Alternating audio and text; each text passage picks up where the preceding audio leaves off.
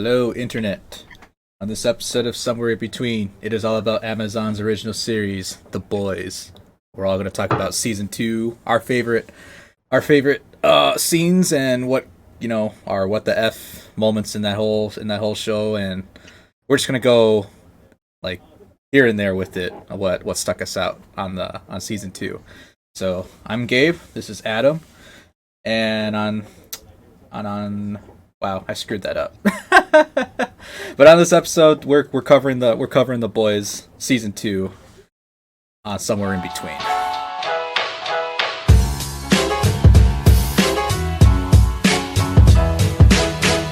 All All right, right, all let's right, do this thing. all right. I'll let you start off with your season two. What stood out to you the most in season two? What you remember? We'll get to the season finale because that's what I remember a lot of it. But I want to go from episode one into to the season finale. Yeah, I don't even remember like I finished it 2 weeks ago. So Yeah. and I watched it chronological. So I watched it as it came out every week. So I watched the first three episodes. Um, First off, I love the show because it's so original. In a world where there's so many different um, superhero movies, this is like the perfect like answer to just The perfect anti superhero movie. it's so good. Because the guy who plays even Homelander, he gets better and better with every season. I swear. He's literally such a sociopath, and it's just so good. It's so good across across the board. The first seasons it got kind of reeled me in. Number one, because it's brutal. The acting's great. It's hilarious. It's so funny. Like if you have a dark sense of humor, this is the show for you. I think this is the best show. That We'll see how the Amazon has. Mandalorian. Yeah, it's definitely the best show Amazon has. It might be my favorite show that's been released this year. It's probably up with like Mandalorian and The Witcher are probably and The Boys. There's like three shows that I can think of off the top of my head that have come out in the last 12 months that are like I'm all in. Um, but yeah, season two. I honestly thought season two was not as good as season one.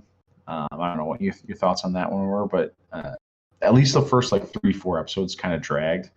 Uh, Okay, that's how I felt and, too. and the stuff with like Miko and her brother, I didn't care about. I really didn't care about. And there's a lot of stuff that didn't really.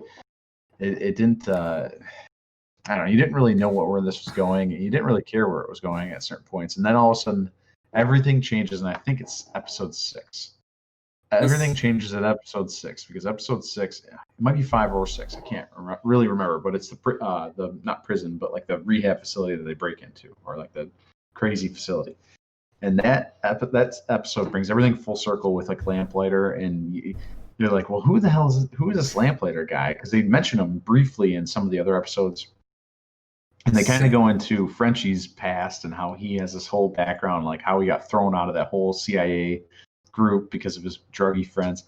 And you don't care about any of this, but you don't know what's going on. And then they get into that area, get Lamplighter, and then they have the same guy who plays. It's just so good. They're the same guy who plays Iceman in X-Men play Lamplighter, basically playing the total opposite. total opposite guy, just a dick. And he was great in it. It sucked to see him go when he dies, but it was so funny because you couldn't drag that out too long. But, Nah. it was great. So then you had the whole scene, and it's just out of this world how good it is. Butcher's great.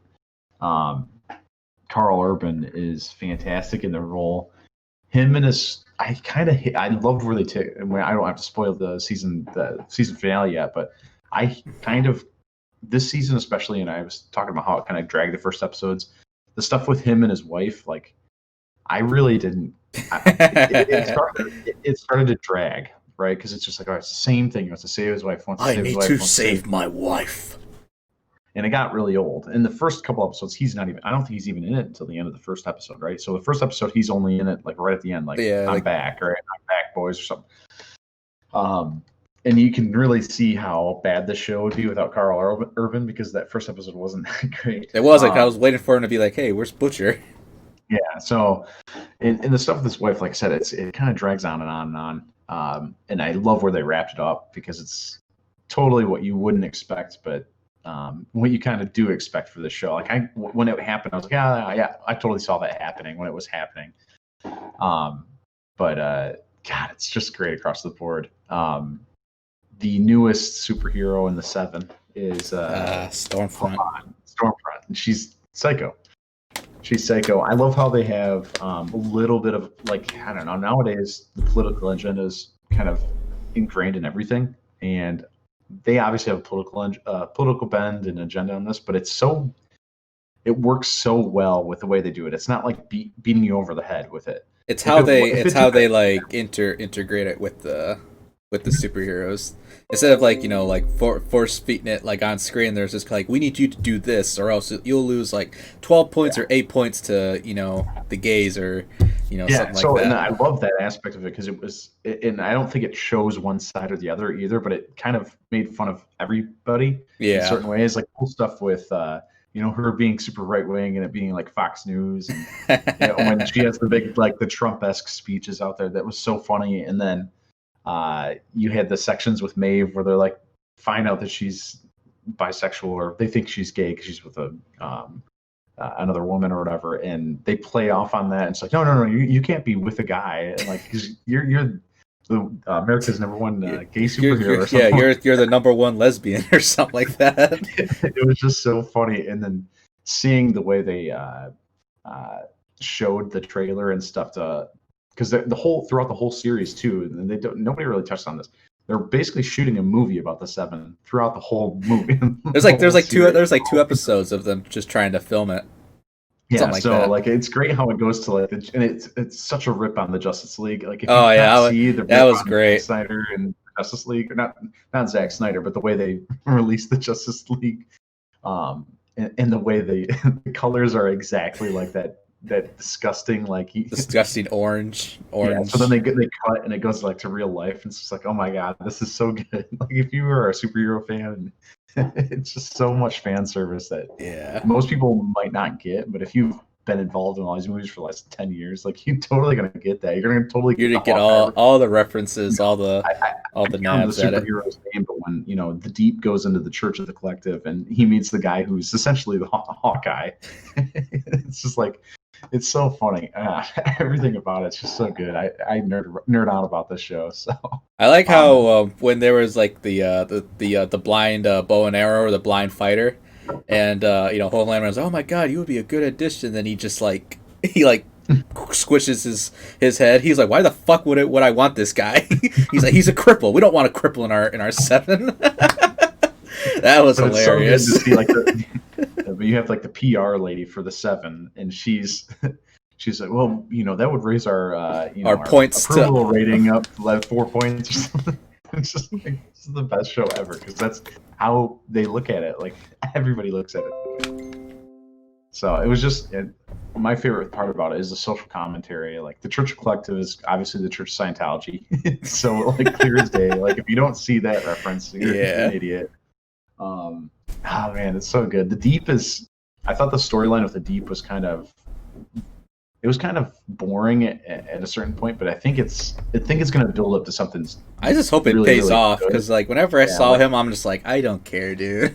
But I thought it was so funny. Like I don't know, it was like demented. Like the whole scene where he's tripping balls, talking to his own, talking to the Gills. We got Patton Oswalt. Patton Oswalt's in everything. Oh my god. Dude, everything about that, it's so good. It's so good. Everything about the show's great. I've probably told a couple people this probably in the last 2 weeks. You got to watch it. It's by far my favorite show that's out right now. Most definitely. But yeah, that's basically what I really wanted to talk about as far as The Boys, because it's just such a great show. There's so many different angles to take from it. Well, I remember I wrote down in our list. I was like, there's a few things that like kind of like got me like laughing, or with the Stillwell, that one scene where Homelander was visiting. I was like, I thought she died, and then he's sitting on the lap and everything, and all of a sudden the guy couldn't hold his his clone power. And I was like, oh, like that's fucking disgusting. Because he couldn't, because he was getting he was having an erection. Yeah. I was kind of like, man, I was like, when I saw that, I was like, dude, this Homelander guy, he's sick in the head. He's trying to, And then you have the tentacle in the one in like the superhero holding oh, facility. in the rehab place. Oh yeah, Milk. Oh yeah. my When God. that scene happened, Mother's Milk, I was like, and then when it came back, I was like, ah. I feel like I feel like this season one, everybody put themselves in the shoes of Huey, and like this is what I would do. This is how I would react if this happened to me. But season two, I felt more like Mother's Milk. Like the things that happened, it was just like it was just so good. Oh Mother's Milk. Frenchie was great too. I think Frenchie's still my favorite character. I love Frenchie. I love Frenchie. Everybody, it's hard to say. Like I would agree with you. Probably the Deep. I think A-Train's probably my least favorite, but he's so cringeworthy that it's so funny. It's so good. And then and then like Bobby, I think those when he was in the safe house. And like they were watching porn, and then he wanted to change something. It's like, you don't touch that fucking remote or I'll fry you. There's so much. I think there was more funny dark humor in this season than it was in last season, because I think first season was more of like the gore, and they were doing on gore and fights and stuff like that. But in this one, I think they did more of like dark humor and more funny scenes. Yeah, no, I agree. I think they played with the politics in a darker way. Oh yeah, they did that great. The scene, probably the most memorable scene for me this season was, and I don't know about some people say the popping head scene in the courtroom is the most memorable scene. I don't think that is at all. The most memorable scene for me is when Homelander is up front in they're doing the speech with oh my God, and the guys start saying like they start booing him or whatever, and then he just just fucking fries everyone. Yeah, no, that stood me out. That stood me out the most. I've never audibly went holy shit my entire life so loud, because it was so graphic, and it was like, oh, that he literally could do that right now. He could. But he's like, who's gonna stop me? It comes back. I mean, if they would have committed to that, I don't know where they would have took the show. But I mean, I thought at the time when it happened that for a moment I was like, oh my God, he just did that. That's what I thought too. That was by far the most. To me, the most shocking part of the series, because there's literally hundreds of people, and just the way they shoot that, where you can see it like the camera's panning. You actually see the audience being lasered and melted. I was like, whoa! Like that was crazy. I think I did that too. Like when I watched it, I was waiting for it, and then all of a sudden you can see him he just wants to like laser him, and then all of a sudden just ah! Oh, that was great. That was amazing. Yeah. Oh my God. I'll agree with Ryan there, because a lot of people are like, oh my God, the head popping scene. I was kind of like, I was waiting for something to happen, but something like crazy. But no, I think the laser scene where it could have been where Homelander just melts that whole crowd. I think that was like probably like the oh shit thing of the whole entire season. I think it was, the head popping scene was crazy and all, but yeah, I mean, it's just nuts. It's so bad. And then you have Stormfront being an actual Nazi. Yeah. That, and then what's his name? Pollos Hermanos guy. Gustav. Oh my gosh. Gustav was great too in this season too. Yeah, and I feel like a lot of the shows I love him in everything he's in, at least since Breaking Bad. And when he shows up, to me, the only thing he suffers from is he seems to be like he is always the same guy. He's always Gus from Breaking Bad. This one, not so much, because he knew there was a little bit of vulnerability in his character, I thought, and it was a different side of that actor that you haven't really seen in a lot of other things. Because he's obviously in The Mandalorian now. I don't know if you've watched it. Have you seen The Mandalorian yet? So we're gonna have to fix that for season 2, because you are gonna love The Mandalorian. But he's basically the same guy in Mandalorian. It seems like he's just like the badass guy that comes in. And, he's the guy you don't want to cross. Sniper rifle scene. Yeah. Oh yeah, it just walks out there like, what's up? What's up? He basically plays that same thing. So to see him here in a little bit of a different role, I mean, he's still like the top dog, but he's a little bit more vulnerable. Just kind of knowing that he's got to control these sociopaths, specifically Homelander and Stormfront. But it's great. Man. So great. It's great. Yeah, speaking of them both, that was funny where they were like having their sex scene in their room and just fucking tossing each other in that whole room, just knocking shit. That was fucking funny. And it said laser knee. Also, one thing I don't think I've talked to you about specifically is the soundtrack this season. That was great. It's basically Billy Joel greatest hits, and it is so good. Yeah, the soundtrack was great too. See, you. I mean, everybody loves Billy Joel, but you start hearing it, it's like, oh my god, this plays perfectly into this episode, and it plays like 4 episodes in a row. You hear Billy Joel, and then I think it's the last up to the season finale when they actually go into Billy Joel and like why that is so important to Huey and his mom and all that stuff. And it's just like, it makes sense. Great. Like it's not only a huge awesome parody of like the whole entire superhero genre, it's gory and it's R-rated, and every single swear word that you can think of comes out of everybody's mouth, but it also is a really good story. Like it actually has good characters, good acting, and everything across the board is so good. Yeah, there's not like one character you're kind of like, well, besides the Deep, that's me. But like, I really hope it pays off like for the next season. I hope, since I'm kind of like, okay, you got to tell me where this is going. Yeah. Or because like when he was in the Scientology group, they're trying to like get him back into the 7, and then when A-Train was in there. And then he gets back on the team. I honestly thought the Deep was gonna like kill him or something. That's what I was hoping. I'm like, you're not pissed off at it? I was like, come on, man. I know you're pissed off. I'm back, motherfuckers. Yeah, I'm runs back, away. motherfuckers. Oh my god. So do you want to talk about the season finale?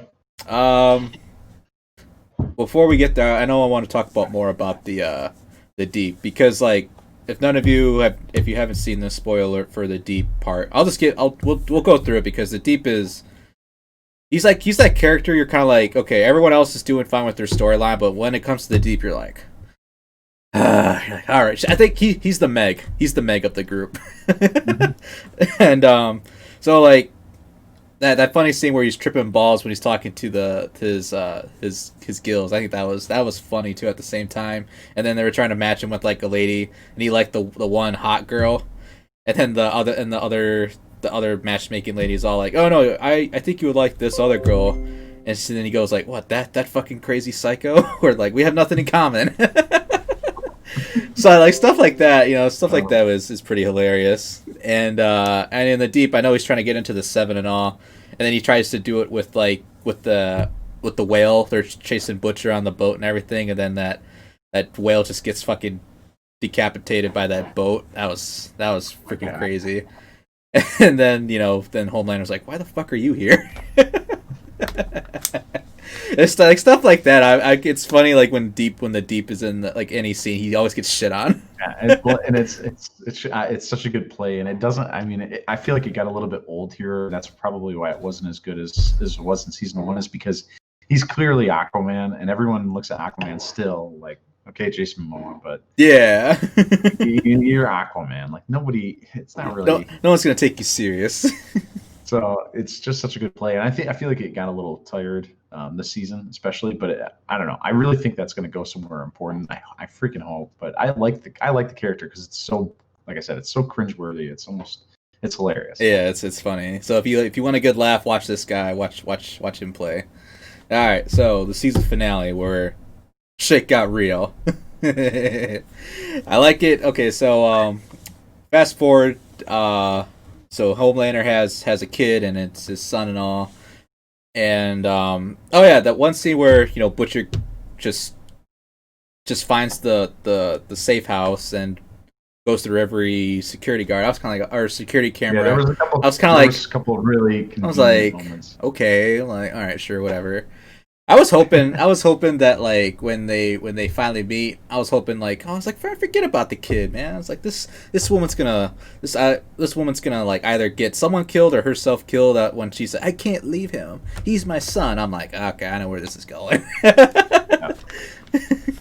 So I was like, you're either gonna get killed or someone else is gonna get killed in the group because you're trying to save your son. I'm like, this is yeah. bullshit. I mean, it was a stretch to see him just kind of sneak into this high, security facility or whatever. I was like, it was that easy? Hard place to got it set up. And then the season finale begins with her basically escaping from it as well. It's just like, okay, well, that's even more unbelievable because she's just some random.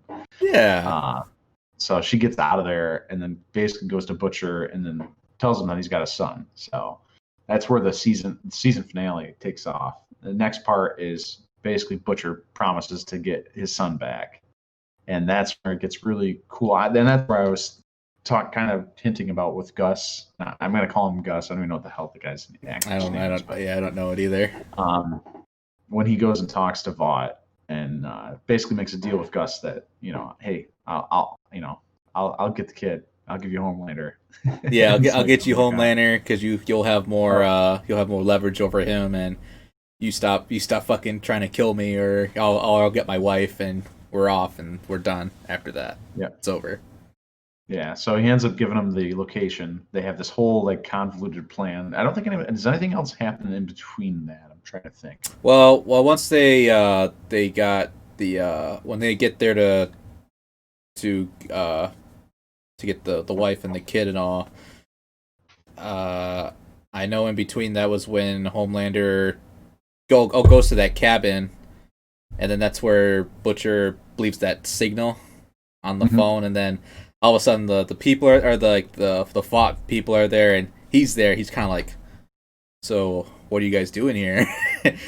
And then he just melts everyone. I was like, oh god, that was crazy. Just yeah. I think that's happens in the middle. Then then they get interrupted by Stormfront when that happened too. Yeah, because they had like the signals on the phones or something for like a sonar. So I remember that was like something they were trying to like do that for the Supes to be distracted by that. I think that's what happens in between the escape part. Before then Stormfront comes through and tries to beat all the girls. Basically beats the hell out of everybody, and then Kimiko she snaps Kimiko's neck. Oh yeah, I thought she died. I'm like, no, and I'm like, wait, she can't die. Yeah, and then Maeve comes in at the end, like out of nowhere, to basically save him, and then they basically just beat the living crap out of her. She flies off. And then what happens after that is Karl Urban and the kid and the mom are running through the woods, and Homelander somehow finds them. Yeah, for story purposes. For story purposes, which is fine. Yeah, it's fine. And then they probably, like I said, and I think this was pretty. I didn't think they were going to go this route, but when it happened, I was like, oh yeah, I see what they're doing. Basically, Homelander beats the crap out of Butcher, and then is choking the life out of the mom. And then the kid basically laser eyes him, or laser, not even Stormfront. It's not Homelander. It's Stormfront. Yeah, Stormfront. Stormfront's choking her and lasers her arms off and fries her to a pulp. It's like she looks straight Anakin Skywalker, Episode 3, and of course gets the mom in the meantime. Like it's the second I saw that he had done that, I was like, oh, he's gonna kill the mom. Like I knew it. I knew it was gonna happen. And then obviously the mom dies. He's a good boy. He's a good boy. I would have been like, oh, fuck this kid. He's a cunt. So Butcher, obviously Stormfront is sitting there speaking German. Oh my god, speaking so German, brutal. Oh my god! And then Homelander comes in at the end. He's basically going to kill him, and then he's like, "No, you're not. You're not going to kill him." Maeve comes in and basically saves him. And he's like, "You're going to leave Starlight alone. You're not going to hunt these guys down anymore." And or else the blackmail with the kid with the GoPro on the flight when they were on. Yep, on season 1, and basically just lets him go. I was like, what? That part I don't know if I necessarily like that, because it was like, he's just gonna let him go. He could have killed all of them. He could have killed all of them. He literally could have killed everybody. So that's how it ends. Like it ends, and then after that, the kid goes into like protective custody with CIA. And then I think A-Train, that's right, when A-Train gets back into the 7. Yeah, A-Train comes out of the back. Church of Collective, and then Church of Collective's head blows up, cuts to Starlight going and back into the 7 somehow, like it's no big deal. and then it ends up being the one politician that was trying to bring Vought to justice. That was the one that did everything in the courtroom. From the very beginning. Wasn't she part of the protest too? She was. Yeah, she was the one who was like running. She was the leader. Yeah. She's ended up running for office, and then Huey ends up volunteering to help her. I'm like, oh, like no. Oh my god! So they just set up like a bunch of stuff that could happen, and I don't know where they're gonna take it, but man, I'm excited for the show. Yeah. Did she know that he was part of the boys or no? Yeah, because she was the chick that was with them when he had got lamplighter. Yeah, okay. She was the chick that was in the building with him when they had him under protective custody. Yeah, okay. Because like I was thinking, I'm like, I'm pretty sure he knows who he is, and I'm like, no, like fuck, like damn it. So yeah, I don't know where it kind of ended on a place where I don't necessarily know they need to have a season 3, but I definitely think they will. I'm just excited to see where it goes, because even if they didn't make a season 3, I thought that was like a good enough ending. Be like, oh well, things just keep going, but the corruption just continues. It was a good commentary on like how both sides of like big corporations and both like politics. It's not, like you have this one political side that's like, oh, Vought's the evil corporation, so we're gonna take them down, but we're gonna use their own tricks but they're against also them. like the same thing. It's just it's a good commentary on how evil both sides are. Yeah, so like we're the good politicians side, but we're still gonna use their like dirty tricks on them, even though we're the good guys, type thing. Yeah, when they revealed who the person who were like exploding heads, I was like, oh no, I was like, she was supposed to be good, and all of a sudden that happened. I'm like, well, that went to shit after that. And then like I think the last scene, that was when Homelander he was on top of like the building. He was like, "This is my fucking city. This is my fucking city. I can do whatever I want." Oh my god, that was hilarious. You don't even need to have a season 3. This show is amazing. So good. He could literally like hold that city hostage. He'd be like, I don't give a fuck. Like who's gonna kill me? Like it's so good. Yeah, and like the lady woman, and she was a lot better in this season. The rip off or Wonder Woman. Mm-hmm. Like I didn't. Yeah, Maeve. I didn't care for her in season 1, but in season 2, I was kind of like, okay, she had some more screen time, and I was kind of like, okay, I dig her. So she was pretty sweet in this season. Starlight was Starlight. I mean, she was Starlight. She plays it good. I don't care much about Starlight. I guess that's what I'm trying to say. Yeah, she's just kind of like she's a necessary part, but it's not really all that important anymore. Yeah. So there's only 6 of them, right? They still need to find another person for the 7 though, because there's only 6 of them, right? No, they have 7 because they lost Stormfront, but A-Train took her place.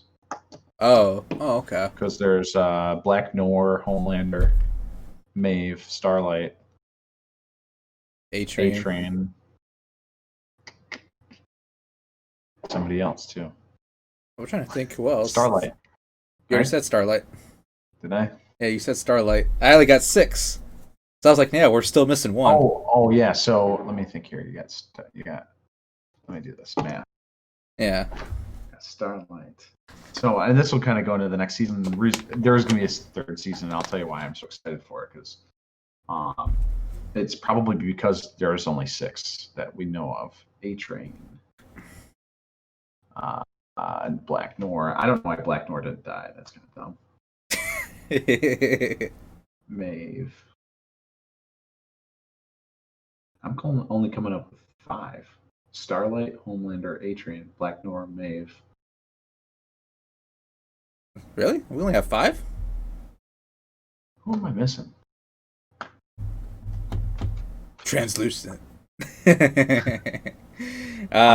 anyways, so okay. The reason why I'm so excited for season 3, and they've already kind of predicted, or not predicted, but they already announced this. Jensen Ackles from Supernatural's coming in to be one of the 7. Oh, really? Yep, and he's going to be like a Captain America type guy, and it's going to be amazing. And I cannot wait because I love Captain America, and he's going to be like a real douchey Captain America that wants to like kill everybody. So it's going to be like another Homelander essentially, because Homelander is like a play on Superman. But total this guy's opposite. he's gonna be like a military type guy that's a play on Captain America, and they've already announced that it's gonna be. That's dope. I'm so excited because he's a great actor, and I don't know if you've watched Supernatural, but highly recommend. It's like 15 seasons. So Wow. they just canceled it. Yeah, they just canceled it, or they just had their final season after 15 seasons. Wow, that's a long ass show. It's great. It's a great show too. So yeah, I mean, I'm ready. Cool. Oh yeah. So I mean that kind of wraps up the whole season too, because like you said, like one episode like 1 through 3 was kind of like just like whatever, and then like finally like 4 through 8 was kind of like, okay, this is the story like I've been wanting to like get to since episode 1. So I mean that was pretty much about it. Really, it was more of like filler for like the first 3 seasons. Like it was kind of like getting like established, but it didn't really like take off. And then when they went to the super like that insanity asylum, that was kind of like, okay, now we're getting somewhere with the whole like story. So yeah. So is there anything else you wanna hit on before we call I don't think this? so. I'm just excited for season 3. Like I said, it's one of the best shows that's out right now that have come out in a long time. And Oh yeah, absolutely. couldn't be more excited for season 3. Yeah, I'm kind of more interested in the TV one because like they're going like way off the rails with like the comics, which isn't a bad thing. I mean, if you can make something different from like the comics to like the live action, then go for it. I mean, that's what the not Talking Dead, The Walking Dead did. So I mean, they kind of like flipped the roles around for characters in the comics, but they did like their own version of like the show, which isn't a bad thing. But you know, well, I stopped watching it, I think, when Negan was appeared. So I think it was like season 5. I think that was the last episode, last season I watched, and after that, I didn't care. Yeah. So I'm trying to catch up on that. I've got to watch. They just started the second half of the last season. Oh, so it's finally going to be done. Yeah. So I've got to watch that and do it, and then they're going to come out with a movie with Rick Grimes. So I'm pretty excited. I wonder how is it. So he's technically not dead yet. He never died. No. Oh, he never died. They think he died, and then it cut like 3 or 4 years in the future. All right. Well, I'll see how that goes. It's very like everything that I talked about The Boys about how they're good with political messaging is the exact opposite in The Walking Dead. It's gotten like political. Everybody's queer and gay, and the dictatorship is lost in that show. Just, you know, the dictatorship. It's not like the best people are still alive. You know, like it's all the people you hated from like season 3. They're still alive for God knows why. Exactly. So, you know, you don't have people like Carol, or not Carol. God, thank God Carol's gone. Is it Carol? Is Carol the gray-haired chick? Yeah, it's Carol. Yeah, it's Carol. Oh, no, she's still alive. Okay, yeah, she's still alive. You know, you have somebody that's real weak that had kind of totally changed, and then she's like the survivor. I mean, she's one of the coolest characters in the show still. So. Yeah, she was a little bitch in the first 3 seasons, and then all of a sudden they just flipped that role around. Now she's like a badass. And there was it Andrea?